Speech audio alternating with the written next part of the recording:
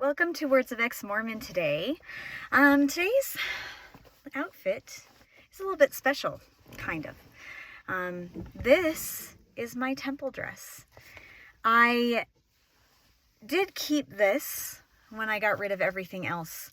And I kind of regret getting rid of the bonnet with the veil and my apron and my robe and the sash, because I got rid of them kind of in a haste where I was like, ugh, I don't want to ever go there again. I don't want to ever have anything to do with that again. And so I just got rid of them. I don't have them anymore.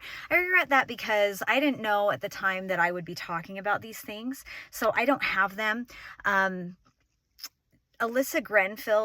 Grenfeld has done, I don't know if I'm saying her name right. I'm sorry. Anyway, but she has a great video that has all of those things in it. So you can see those in other places. It's not like I'm the only resource. But I do regret kind of getting rid of those right away because I never thought that I would use them again. I could not, however, part with my dress here.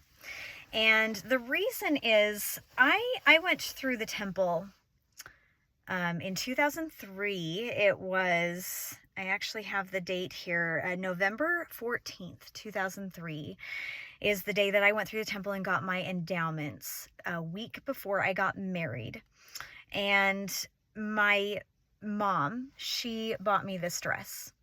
And the reason that she bought me this dress, do you see how beautiful it is? Do you see the work on it? It's from a place called Dressed in White.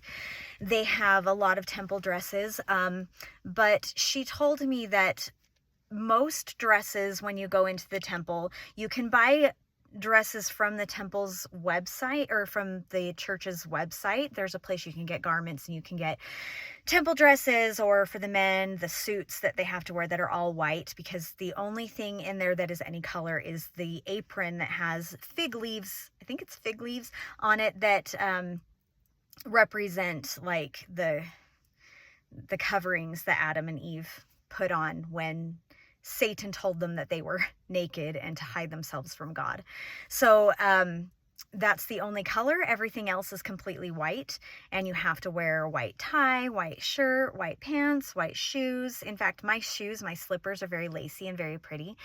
You can buy those from the church website, and most of the women's dresses, like, there's a couple of different styles, but mainly they're the same thing. And my mom, when she got this for me, I don't know if, you may not know me well enough to know this. I think anybody who knows me personally, I have always been like obsessed with fairies and magic and fantasy and Celtic lore, all those kinds of things. And my mom felt like this dress was very me. And she said, I remember her telling me, everybody looks the same. Nobody stands out. And she said, you do not need to look like everyone. You get to look like you. And I appreciate that so much. I'm about to cry because I felt like very seen. I didn't know what to expect going into the temple, honestly. I didn't have any kind of idea. I think when you go into the temple for the first time, you have this idea that it's going to be like, ah, and angels are going to sing and you're going to see God, Nobody really knows until they go in, and then it's like, oh, it's basically church. But that meant a lot to me, and I saved this dress. I don't know when I'm going to use it, if I'm ever going to use it. I did wear it as my wedding dress for the second time that I got sealed after I had gotten divorced and we got sealed again. Instead of getting a wedding dress, I wore this because they make you cover your wedding dress anyway. So I just wore this because you have to wear the robe and you have to wear the apron and you have to wear the veil and you have to wear women can't show their face. They do. They took that out now. But back when I got sealed, even the second time, which was in 2013, women were still veiling their faces for all the ceremonies. This is my temple dress, and it means a lot to me. My dad once, I remember him talking about it, and I don't remember what the context was, why we talked about it, why we got on this subject. It was kind of a faith promoting thing for him, that everybody in the temple looks exactly the same.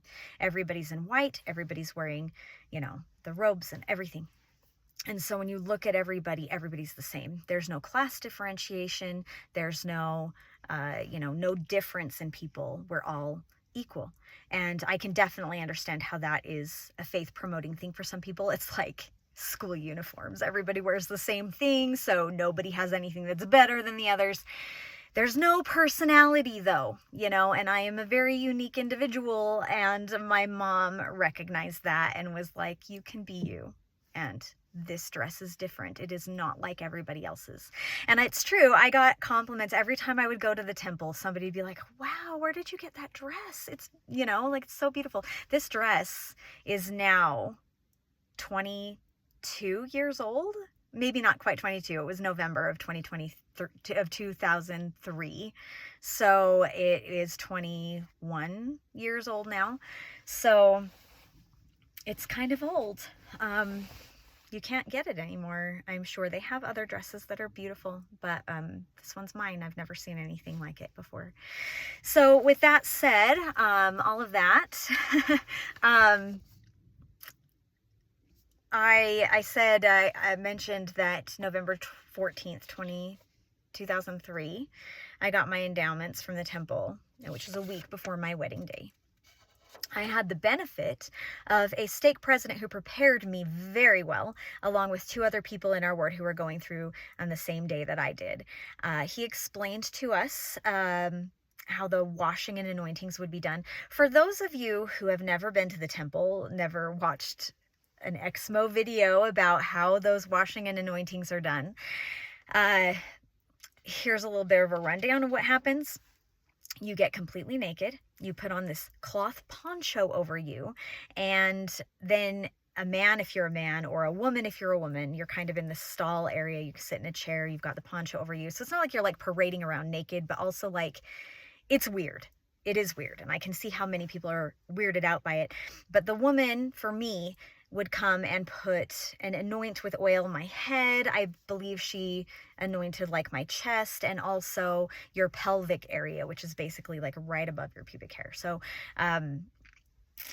for a lot of people, that is super, super weird. I was very prepared for it because my stake president literally was like, guys, this is what's going to happen. You need to know this. It's going to freak you out if you don't know. So there it is. So for me, it wasn't really that shocking. I knew it was going to happen. I was emotionally prepared for it, even if I did on some level think, that's bizarre. I don't ever want to do that again. But it was done, and I didn't have to go back and do that. So I dealt with it well. I was also told by my stake president that I would get a new name. He told us this literally about 3 days before we went through, and I went home and I talked to my mom about it, and she was like super ticked that he told me this. I thought for a while maybe she was resentful or something, but also my mom would have gone through the temple in something like 1980 or 1981. I'm not exactly sure when her endowments were taken out, and she would have made the blood oath that were the signs that you slit your throat and your bowels, and so that was implied as the very seriousness of what would happen to you if you told anybody what happened in the temple, if you didn't keep these secrets. So then, with that in mind, our stake president to just go and tell me what's going to happen there, all these seemed pretty backhanded to her, I'm sure. So here's the thing. I had a temple prep class. I went to it once a week on Sundays with my fiance for about a month prior to my getting my endowments. I did learn about some of the covenants that we make there. Number 1 is the law of obedience, which is to keep keep God's commandments. 2 is the law of sacrifice, support the Lord's work and repent with contrite spirit. The law of chastity, sex only with a legally wedded spouse within the bonds of marriage. 4 is the law of the gospel, the higher law that Jesus taught while he was on earth, and the law of consecration. Dedicate your time, talents, and everything else to building up the church. Okay, so these don't sound that bad, right? Like, these are kind of expected. They're the kinds of things that we literally talk about in church. Okay. Now, I don't know if it's some kind of trend officially on TikTok, but I have seen several posts leading up to Christmas that denied that anyone is ever blindsided going into the temple and that there is no uninformed consent. Like, there is no lack of informed consent is a better way to say that. And that we were taught these principles before we go in. And that if you didn't know these things, then you were not paying attention, and it's kind of done in an insulting way, like you're just dumb and, you weren't paying attention, or it's your own fault. So I think it's kind of at the forefront of the gaslighting minds that are the apologists of the church right now. I do feel like overall I was much more prepared for the temple than many of my counterparts. There were a lot of people who went in there and had no idea about the washing and anointings, and that they would be asked to undress, or that they would be touched in a way that would have, leading up to that point, would have been considered completely inappropriate by anybody who wasn't your spouse. So I can see how that is extremely traumatizing to people, and especially when you're blindsided and you're just going along with it. That's because of the things that my stake president told me. The things that he told me sitting in that room were not things that I learned in temple prep class. I literally was not taught that in my class, that I would get a new name. I did not know anything about a new name. No one told me that. I don't care what whoever's watching this and doing the mental gymnastics in their head, I don't care what you may have learned or have been told in temple prep class or your church classes or seminary, especially if it is within the last 5 years. Like, I don't care, because you had a completely different experience. 5 years ago, 10 years ago, this stuff didn't exist. It was not online. You can find that online now. It wasn't online. Okay, it wasn't there. And we only knew what the church gave us. There wasn't a way to look it up in 2003. We had the internet. We didn't really have a lot. We had chat rooms. we had the ability to talk to each other. We didn't have Amazon to order all kinds of things. We didn't have a church website, really. We didn't have Google in all its glory that it is now. So we didn't have those. So don't try to tell me that I didn't pay attention, or that I didn't listen, or that I'm just stupid or whatever. My experience is that it wasn't a thing. Okay, I'm convinced that, having only been out of the church for 9 months, it's still not a thing. People do not talk about new names in church ever. Okay, so I was stressing out about my upcoming wedding and making sure that I got everything right, that frankly, I wasn't that traumatized by the temple. I just wasn't. My stake president saved me from that. Thank goodness, because I'm sure that if he didn't give me this information, I probably would have been I probably still would have been more stressed about my upcoming wedding and everything else, and overwhelmed and everything, that it would have sunk in later. I'm not sure that I would have been like, whoa. Sure, it would have sunk in, but he saved me from that, and I am grateful for that. I feel like the brunt of what was traumatizing to a lot of people just was something that I already was prepared for. The realization of cult-like attributes, the control, all of that realization came later, over time, as I learned to understand the languages, and I went back over and over again to the temple. And yeah, I did learn those 5 covenants. I'm not trying to in any way here say that I personally didn't know about these 5 direct covenants, or that I didn't know them going in. They are on the church website now. You can find them there. I did learn them in my temple prep class. People 20 years old or so, like, maybe you learned those things. Maybe when you went through the temple last year, maybe you were better educated than we were. 20 years ago, it wasn't like that. 40 years ago, when my mom went through, it wasn't like that. Before that, there was nothing. So just please be aware that your experience going through the temple 3 years ago is not the same. Okay. However, these 5 covenants, are not the things that have people riled up about the lack of informed consent. There's a lot in the temple that sounds okay, but when you learn what it means, it isn't okay. And it is indeed hiding covenants in places you don't really recognize or realize. And that became increasingly concerning to me as I got older and my understanding increased. These 5 covenants are not standalone covenants. They are topics or headers that have a bunch of fine print covenants underneath them. One, and it's been removed since I took my endowments out, but women used to promise to obey their husbands and to hearken unto him. We did not talk directly to God. We had to obey our husband, and we had to make covenants to our husbands as though he were God. Now women can directly covenant to God, but previously women had to covenant to their husbands. 2, we promised to obey the new and everlasting covenant. Now, it's been a year or more since I have been to the temple for a session, so I don't remember exactly where this is tucked in. You can definitely, if you remember, let me know in the comments where this is tucked in.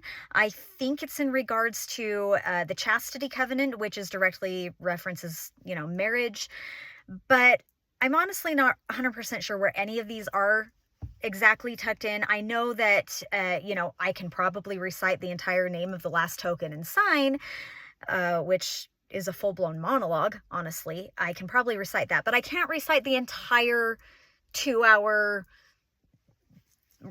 endowment session. So bear with me and allow me that grace. If I'm putting it in the wrong spot, please let me know. I'm more than happy to concede.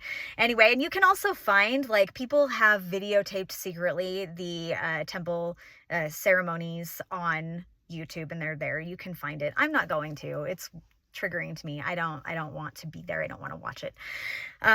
Anyway, but yeah, so I lost my place here now, but yeah, so we covenant to obey the new and everlasting covenant. The new and everlasting covenant isn't something that is typically addressed in the church. I don't think I've ever heard, to my memory, the phrase the new and everlasting covenant in any kind of lesson or talk in church. Not regularly. And if you are one of the rare true believing Mormons who's like, we talk about that every week, I know what it is, yay for you. Seriously, yay for you. But you're not the majority. And please remember that your experience is not the end all be all. So just move along. Most Mormons do not talk about the new and everlasting covenant and whatever it means on a regular basis. It took me 20 years after being married in the temple to find out what it means in reference to eternal marriage, which is required for exaltation, but not just regular eternal marriage, it's plural marriage. So we go into the temple and we promise to obey the new and everlasting covenant. We raise our arm to the square, we bow our heads, we say yes, and we promise to participate in polygamy. 3, we promise to never speak ill of the Lord's anointed. Yes, we literally promise to never speak against the Lord's anointed ever, even if you don't agree, even if they're wrong. I don't know about other people or what they were taught. I was always under the impression that this isn't even just like the prophet and the Quorum of the 12, but also local leadership being called of God, which is bishops and stake presidents, and you don't speak ill of them. You don't talk about them in a bad way or a critical way. We promise to avoid loud laughter. People write this off as irreverence and rudeness and, being serious about your religious studies and not flippant about it. But the actual language is that we avoid loud laughter and light-mindedness.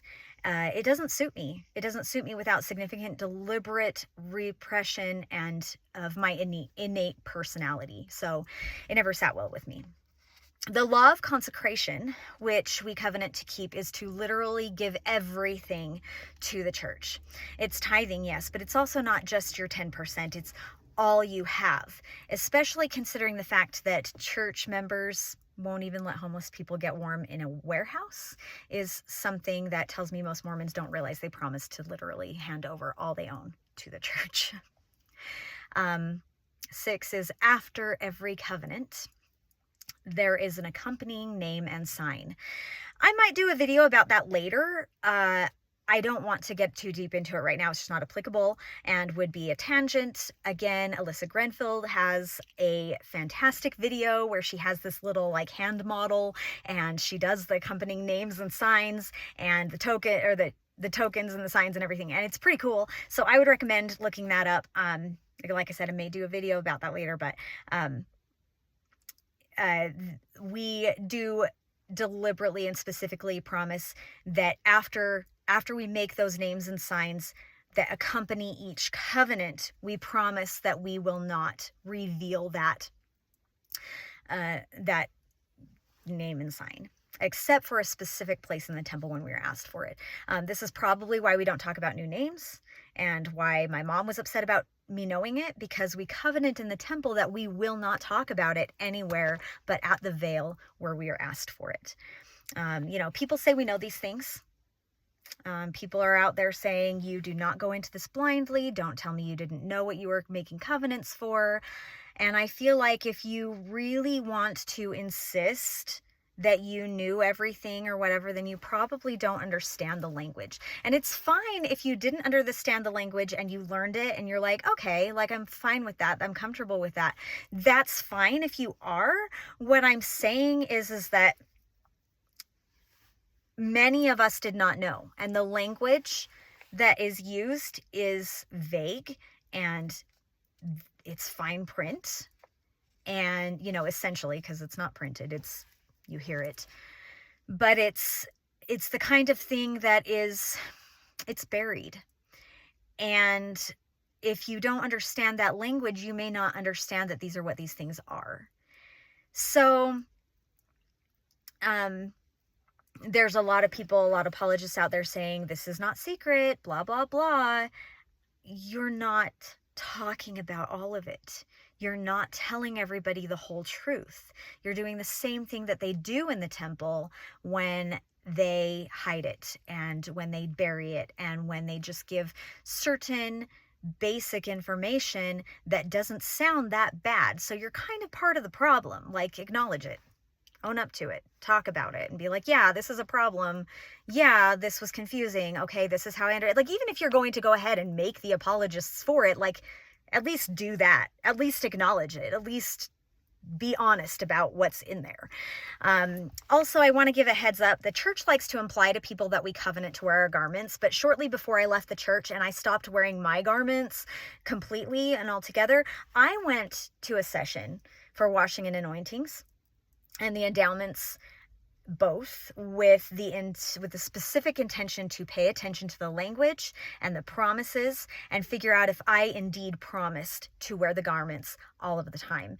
And while we are counseled to wear them throughout our lives, and when Adam and Eve are given clothing by God that are made out of animal skins to protect them from the elements when they are turned out of the Garden of Eden, and to wander in the wilderness, in the voiceover you hear on the recording that says the garments represent the clothing God gives them before they are turned out of the garden. I did not find any place where we actively covenant to wear them. We do not raise our arms to the square, bow our heads and say yes, nor are we instructed that we are making a covenant. So it's another gaslight that the church does to make you believe that you did when you didn't. Controlling what you wear is a way to control a congregation. And it is actually number 4 on the BITE model that identifies cult behavior. Someone tried to tell me once that by accepting them, then I made the covenant. And no, that's not what a covenant is. That's not how a promise works. So I just want to make you aware of that and let you know that you have choices. You get to control yourself. Anyway, let me know what you think in the comments. Let me know how you feel about that. Please like, share, comment, all those things. You're welcome to email me if you want to stay anonymous. It's Brae, BRAE.wordsofexmormon@gmail.com. I'd love to hear from you. Thank you so much for listening, and think terrestrial.